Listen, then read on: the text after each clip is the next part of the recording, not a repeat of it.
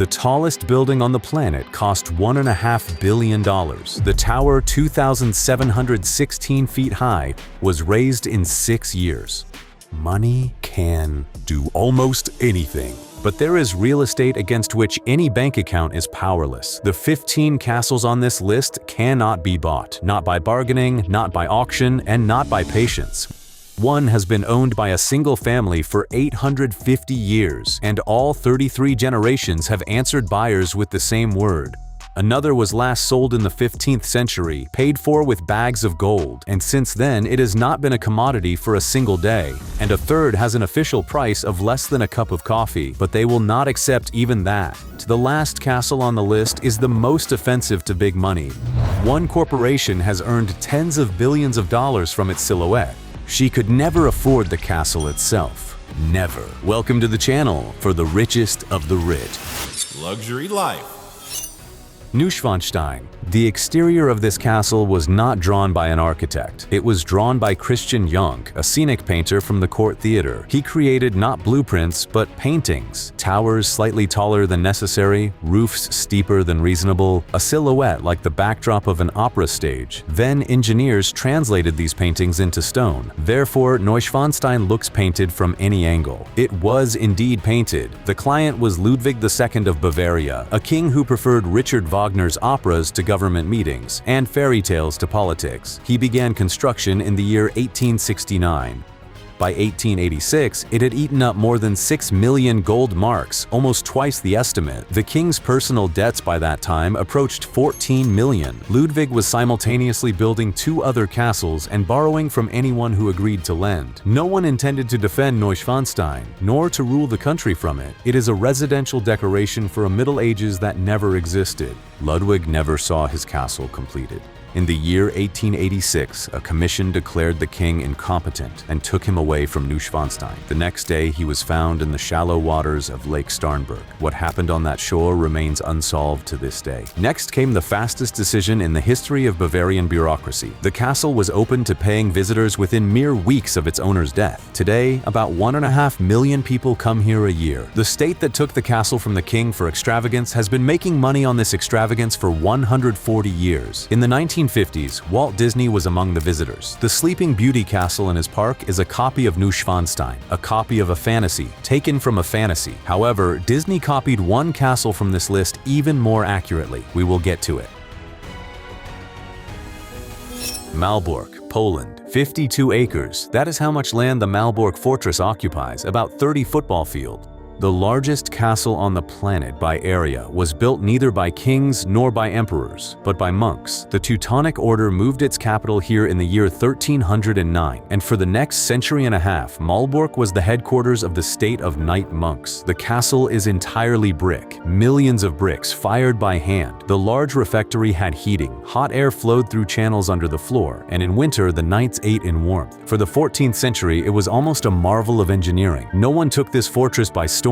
Accounting took it. By the middle of the 15th century, the order was bogged down in a war with Poland and owed wages to its own mercenaries from Bohemia. The mercenaries waited. Then they stopped waiting, occupied the castle, and put it up for sale. A buyer was found quickly, the Polish king Casimir IV. In the year 1457, he paid 190,000 florins.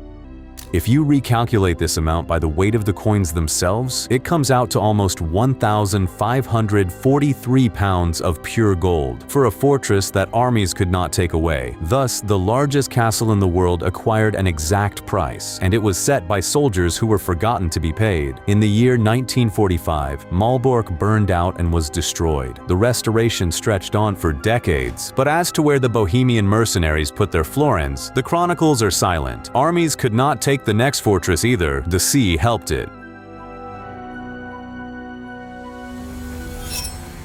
Mont Saint-Michel, France. People walk here strictly according to a schedule, not of buses, but of tides. Twice a day the sea leaves the bay, and you can walk to the rock across the sand. Then the water returns, and the mountain of Mont Saint-Michel becomes an island again. The drop between high and low tide reaches 49 feet, that is, the height of a 5-story building.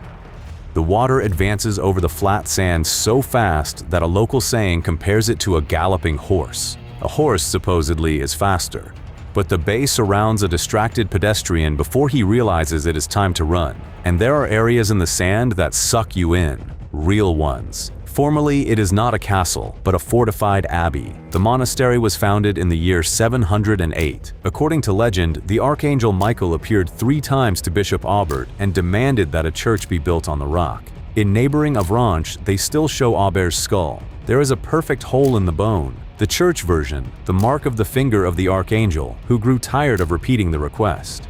The spire of the abbey looks down at the bay from above. A village clings around it. Narrow streets, stone houses, a fortress wall. During the 100 Years' War, the English occupied almost all of Normandy. This island never once. The garrison was tiny, but twice a day the sea took its side.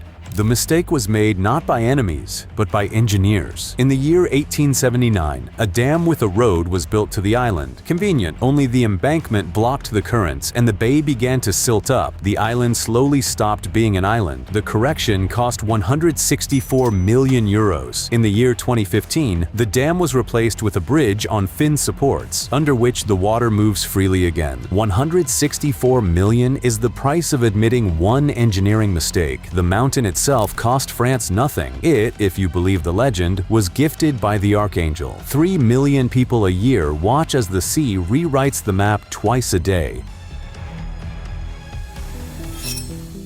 Predjama Castle, Slovenia. Fresh cherries fly down from the wall of the besieged castle, followed by a roasted ox. Below, the army has been eating corned beef for months and watching the besieged knight throw away fresh food. The message is simple: stand there for an eternity if you like. Predjama Castle is built into a cave in the middle of a sheer cliff in southwestern Slovenia. The height of the cliff is 394 feet. That is a 40-story building. The first fortifications stood here as early as the 13th century, and each subsequent owner rebuilt them deeper into the mountain. The cave provided storerooms, shelter, and most importantly, a secret passage through the solid rock. The knight was named Erasm Luger. The 15th century robber baron killed a military commander who insulted his friend and took refuge in the family castle. The Habsburg governor of Trieste sent an army. The siege lasted more than a year. All this time, Erasm was fed by the secret passage. Through it, food and water were carried into the castle right through the mountain. They never took the fortress, they took the man. The army bribed a servant and he gave a signal when the master went to the most vulnerable room in the castle, to the latrine, projecting beyond the outer wall. One cannon shot and the history of Erasm ended in the most undignified manner in the entire history of chivalry. It is amusing that this is the only financial transaction in the history of Predjama. The castle was never bought or sold, but the servant was bought. History has not preserved the amount of that purchase. Today inside, you can walk the path from the living rooms to the cave. A door, then another, and the plaster on the ceiling gives way to damp limestone, and the air cools by several degrees. 250,000 people a year make this transition from the house to the mountain. The next castle did not defend anyone. On paper, it was actually listed as a hunting lodge. Chambord, France. In the center of this castle stands a staircase where 2 people can walk towards each other and never meet. 2 spirals are twisted one inside the other and rise from the first floor to the roof. The walkers see each other through the openings between the turns. They hear the footsteps, but their stairs do not cross a single time. Tradition attributes this design to Leonardo da Vinci. He lived in France as a guest of King Francis I exactly when Chambord was being designed, and died in the year 1519, the year the castle was founded. There is no document with his signature, but sketches of similar spirals remained in Leonardo's notebooks, and the dispute about the authorship continues to this day. Chambord itself was listed as a hunting lodge. The lodge has 440 rooms, 84 staircases, and 365 fireplaces, one for every day of the year, and this is hardly a coincidence. A marshy place was chosen so the whole castle stands on oak piles driven into the swampy soil. King Francis lived in his lodge for a mere matter of weeks in his entire life. The court arrived in a caravan, brought furniture, tapestries, and dishes, and after their departure, the room stood empty again. 440 echoing stone boxes in the middle of the Loire forest. During the Revolution, the furnishings were completely sold off at auction. The bills for the royal whim are still coming. In the year 2017, American financier Stephen Schwarzman paid for the restoration of the French gardens of Chambord, 3.5 million euros, so that the hunting lodge could once again have the proper flower beds. 500 years later, a New York banker pays for the fantasy of a French king. Francis, one has to think, would not have been surprised. White limestone, gray-blue roofs, a forest of turrets and chimneys on the roof. From afar, afar, Chambord looks like a small city, and in Japan at the same time, they were building a castle that from afar is mistaken for a bird. Himeji, Japan. The road to the main tower of this castle purposefully leads the wrong way. The paths between the walls wind, split, run into dead ends, and turn the walker with their back to the loopholes. Even if an army breaks through the outer gates, beyond it lie hours in a stone labyrinth, under stones and boiling water from the walls, under arrows from the loopholes. Every minute there is a minute under fire. Himeji is called the White Heron Castle. The snow-white walls and swept lines of the roofs look from afar like a bird before taking flight. The white color is not paint, but lime plaster over a wooden frame. It is beautiful and it does not burn. For wood in Japan, the latter is more important. The castle is over 400 years old and it is authentic, not a concrete reconstruction. Feudal wars, earthquakes, World War II. The city of Himeji burned to the ground under bombs, but the castle survived. According to one of the stories, an incendiary bomb pierced the upper tier of the tower and did not ignite. Why the bombings bypassed the castle is not entirely clear. There are 12 authentic castles left in all of Japan. This one was the first in the country to enter the World Heritage List. The latest restoration ended in the year 2015 and cost approximately 2.5 billion yen. Masters removed the old plaster and applied new one according to an ancient recipe, layer by hand. The castle became blindingly white and some of the visitors were offended. The gray coating of decades seemed to them a part of its character. The plaster answered for itself. It needs several years to darken to the familiar tone. The entrance costs 1,000 yen, like 2 bowls of ramen across the street, except there are 2.5 million visitors a year, and it turns out that one ticket office is capable of paying off an entire restoration in about a season. The white bird feeds itself. The next fortress gathers a more modest crowd, but it holds a record that cannot be beaten by money. Eltz Castle, Germany. This castle has never been sold, neither gifted nor lost in gambling, nor confiscated. Since the 12th century, it has been owned by the very same family, the Eltz. The current owner is the 33rd consecutive generation. This is 3 times longer than the United States has existed. From this follows a strange fact. No one knows how much Eltz costs, including the owners. In 8.5 centuries, there has not been a single transaction by which one could judge the price. The market is silent when the product is not sold. The only price that the castle had was printed right on it from the year 1961 to 1995, Eltz flaunted on the 500 German mark banknote, and every German carried it in their wallet. Eltz breaks the main rule of castles. It does not stand on a peak. It is hidden in a wooded gorge, on a rock 230 feet high, in a loop of the Eltzbach stream, and the surrounding hills look down at its towers. The location was chosen not for the view, but for the control over the old trade trail from the Moselle. In the mornings, the gorge is flooded with fog, and only the sharp roofs stick out of the white shroud. Inside, the castle was divided among 3 branches of the family. Each built its own wing, and in the best centuries, up to 100 people lived here at once. A multi-story stone communal apartment. The castle survived 1 siege in the 14th century. The family survived it too. The strangest page is the 17th century. French troops methodically burned castles throughout the surrounding area. The Rhine valleys were left without fortresses. Eltz survived. According to one of the versions, someone from the family served as an officer in the French army and diverted the fire from the ancestral nest. There is no confirmation of this. The restoration today is paid for by Count Karl von Eltz himself from family money, just like 32 generations before him. And now to a rock where war did not cease for 1,000 years. Edinburgh Castle. On average, once every 40 years, someone stormed this castle. 26 sieges in recorded history, more than any other fortress in the British Isles. Scots and English, the armies of Bruce and Cromwell. For 1,000 years, the castle passed from hand to hand, like a challenge cup of war. The earth itself helps it hold on. The castle rock is the vent of an extinct volcano, worn down by glaciers to almost sheer walls of basalt. The northern and southern slopes are impregnable. You can only approach from the east along a narrow ridge. Every single one of the 26 sieges went by precisely this road. There simply is no other. Here too is kept the Stone of Scone, upon which Scottish kings were crowned for centuries.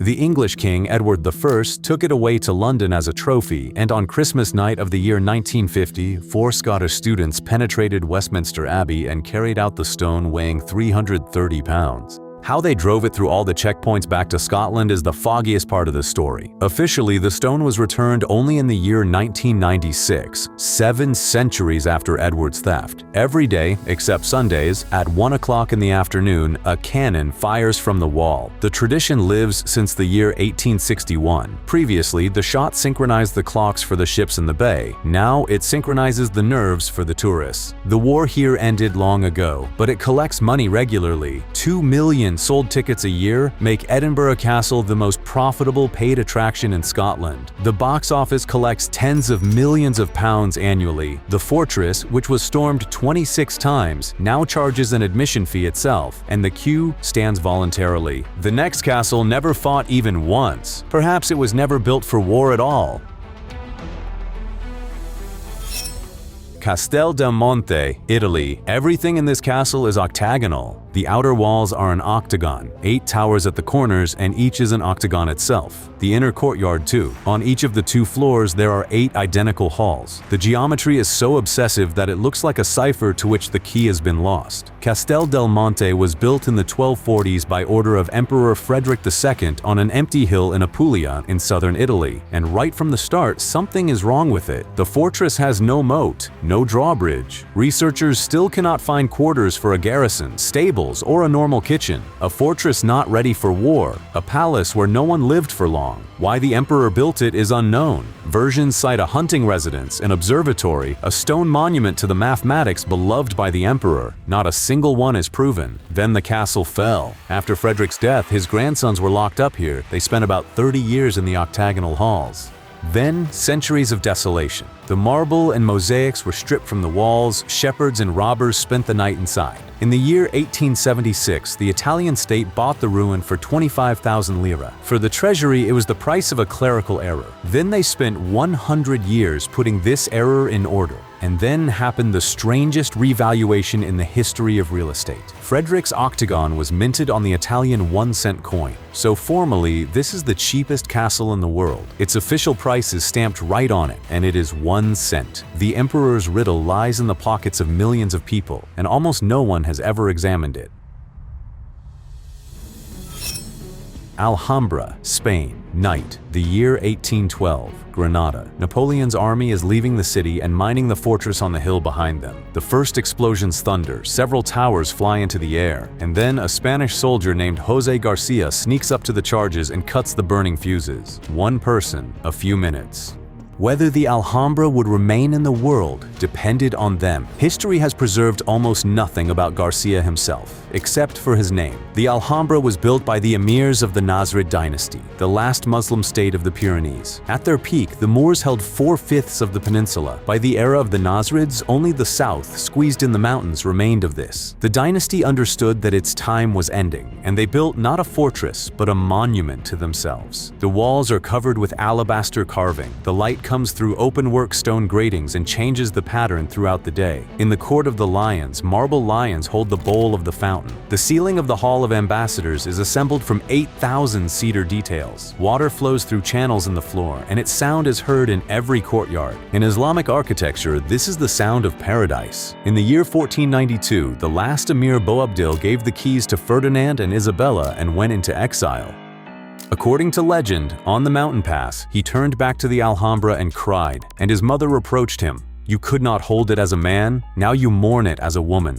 The pass is still called the Moor's Last Sigh. After the soldier, the fortress was saved by a writer.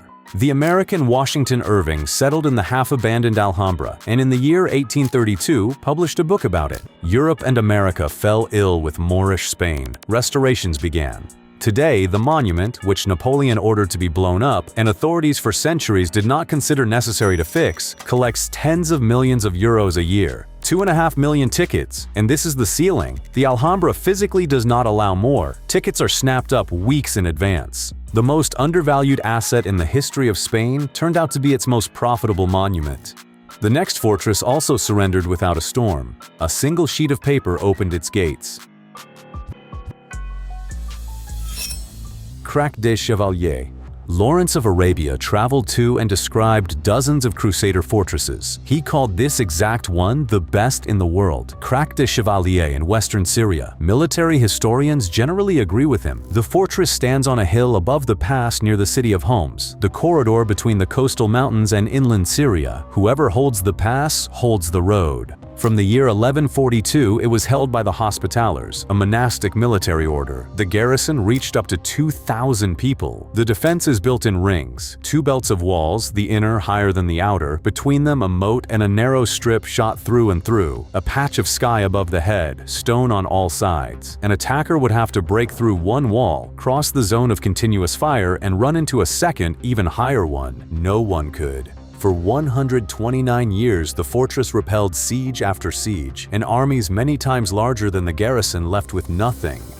In the year 1271, the Mamluk Sultan Baybars approached the walls. He broke through the outer ring. The inner he did not. And then the siege ended with a letter. A message was delivered to the garrison, allegedly from the Grand Master of the Order, with an order to surrender the fortress. The defenders considered it genuine and opened the gates. Who drafted the forgery, the sources do not say. This fortress never had a price. It was not bought, not sold, and not mortgaged. For 129 years, it was never a commodity at all. The entire cost of taking the best fortress in the world fitting to the price of a single sheet of parchment and ink. The garrison, by the way, left alive. Baybars kept his word, unlike the letter. And now, a castle that was not built for war. It was built for the view and for 2 coffins.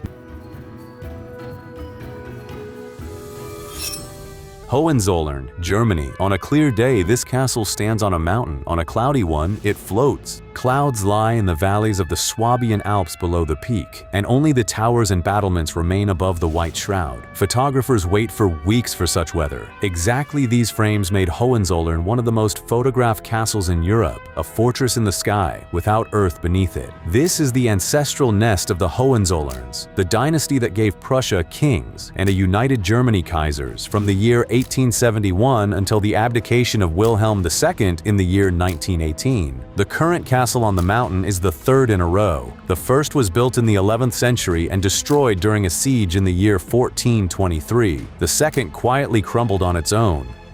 The third was erected in the years 1846 to 1867 by the Prussian King Frederick William IV, not for living but as a monument to his own dynasty on the site of real ruins. The monument turned out to be expensive to maintain.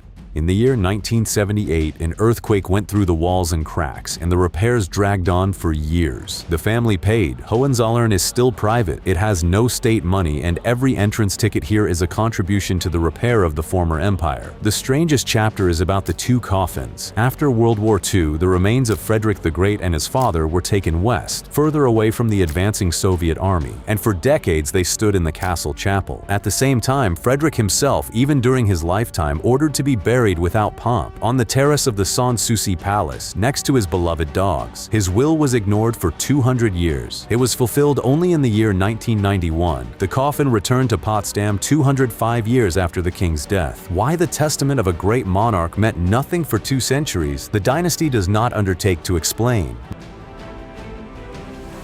Chillon Castle, Switzerland, number 4. In the basement of the castle on Lake Geneva, a tourist leans towards the 3rd pillar and reads the scratched name, Byron. The poet's signature is either genuine or scratched later by an enterprising watchman. The dispute has been going on for 200 years, and the castle is in no hurry to close it. The legend works better than the truth. Chillon stands on a rocky islet right by the shore, between the water and the mountain road from Italy. The castle of the Counts of Savoy controlled this path, and the cellars, carved into the rock, served as a prison. The most famous prisoner was François Bonivard, a Genevan prior who went against the Duke of Savoy. He was chained to a pillar. The length of the chain was enough for a few steps. Bonivard walked around his pillar for 4 years, about 1,500 days, and in the stone floor, as the caretakers assure, the groove he trod is still visible. Behind the wall, 1.5 feet away, the lake splashed. The prisoner for years listened to the water he did not see. In the year 1536, the Bernese took the castle, and Bonivard was freed. And in the year 1816, 2 English poets sailed here, Byron and Shelley. The prisoner's story so touched Byron that he wrote a poem about the prisoner of Chillon, and the small Savoyard fortress woke up as the main literary prison of Europe. With money, everything is arranged exemplary in the former prison. Chillon is a rare monument that maintains itself. No subsidies, only tickets. About 13 francs per person according to the rates of the year 2019. 400,000 visitors, and the box office gathers millions of francs a year. Byron's line feeds the castle for the 3rd century in a row, and the poet never saw royalty. The next castle also begins with prisoners, only they were promised freedom. Corvin Castle, Romania. For 15 years, people chipped the rock under this castle.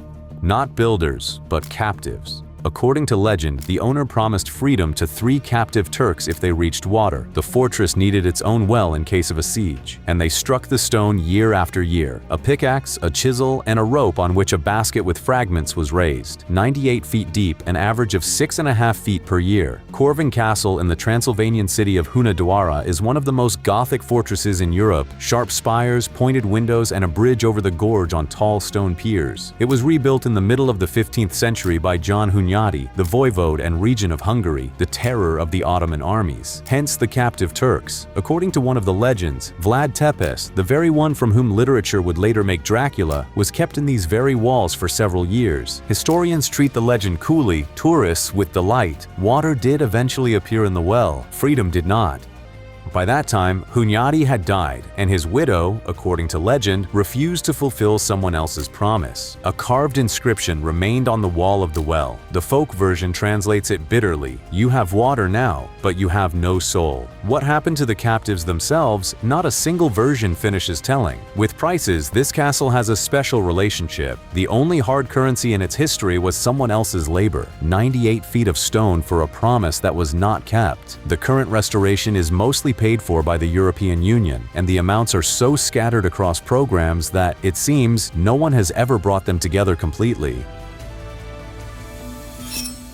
Alcázar of Segovia, Spain. In the year 1862, this castle burned down. Fire ate the roofs and interiors. Of the future global fairy tale, only a stone shell remained on the rock. How the fire started has not been exactly established to this day. Restorers of the 19th and 20th centuries assembled the Alcázar anew, returned to it the medieval appearance in the pointed roofs, which we today consider its face. The Alcázar of Segovia stands on a rocky promontory above the confluence of 2 rivers, the Eresma and the Clamores. The shape is a ship's bow. A narrow stone wedge converges with its point exactly to the meeting point of the waters. On the sides are round towers under conical roofs of gray-blue slate. Above all is the Tower of John II, nearly 262 feet high. Over 9 centuries, this building has been everything. A Roman fort, a Moorish fortress, a royal palace of Castile, then a prison, an artillery school, and towards the end a military archive. In the Hall of the Kings, 52 gilded figures sit along the perimeter of the walls, 8 centuries of monarchs of Castile, Leon, and Asturias in one room, in a circle, in chronological order. From here in the year 1474, Isabella of Castile walked out to declare herself queen. The very one who would unite Spain and send Columbus across the ocean. By the way, regarding Walt Disney, he chose the silhouette of the Alcázar as the model for Cinderella's castle. That very spire, those very blue cones of the towers. Through cartoons, intros, and book covers, this silhouette spread throughout all culture, and every drawn fairy tale castle carries its features within itself. You knew this castle before you knew the word Spain, just without a signature. And here is the result of this transaction, which did not happen. Disney did not pay Segovia a single peseta. Silhouettes are not patented. The franchise of fairy tale princesses has since traded, according to industry estimates, for tens of billions of dollars. And one enters the source castle on a ticket priced at roughly the cost of going to the movies. The most replicated image in the history of entertainment went to its owners for free, in both directions. The original has been standing on its rock for 900 years. The 2 rivers still meet under the stone bow in the same way. 15 castles, a fortress that was sold by its own soldiers for 1,543 pounds of gold, a fortress priced at 1 cent minted on itself, fortresses that have no price because no one has ever sold them, and a castle from children's books that spawned an industry worth tens of billions and received nothing from them. Fairy tales did not invent castles, they copied them from nature, and the most honest price on this list is 900 years on a rock above the meeting of two rivers. Write in the comments everything you think about this matter and subscribe to the channel for the wealthiest. Here it is about luxury, wealth, and the life of the most influential people on the planet. Thank you for watching, and right now watch our previous luxurious episodes, which have already appeared on your screen.